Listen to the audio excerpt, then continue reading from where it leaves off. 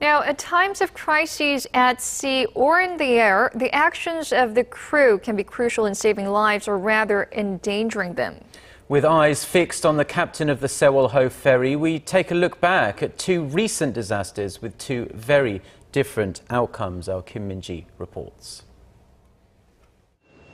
In 2009, U.S. Airways Flight 1549 struck a flock of birds just minutes after taking off from LaGuardia Airport in New York City, and two of its engines lost power.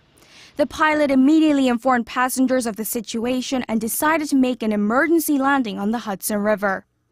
The rough landing was a success, and the passengers scampered out to the wings of the plane to be rescued. Not a single life was lost.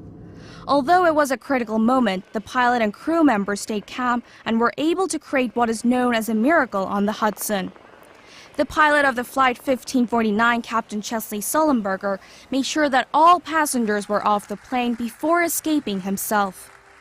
Because of their efforts and the calm, steady leadership shown by the plane's pilot and crew, miraculously, all 155 people on that plane made it to safety.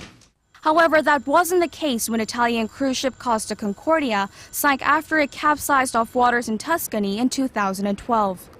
The ship struck a reef, causing a huge hole in the side of the liner. The scene turned to chaos in moments.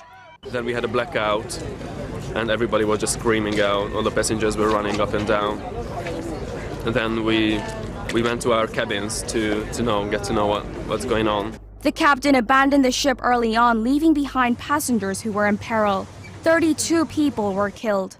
The captain was arrested on charges of manslaughter, dereliction of duty, and escaping the ship before the evacuation was complete. Likewise, the captain of the Sewol-ho ferry is also being investigated to see whether he and some of his crew members abandoned the ship before making sure passengers had safely evacuated. Kim Min-ji, Arirang News.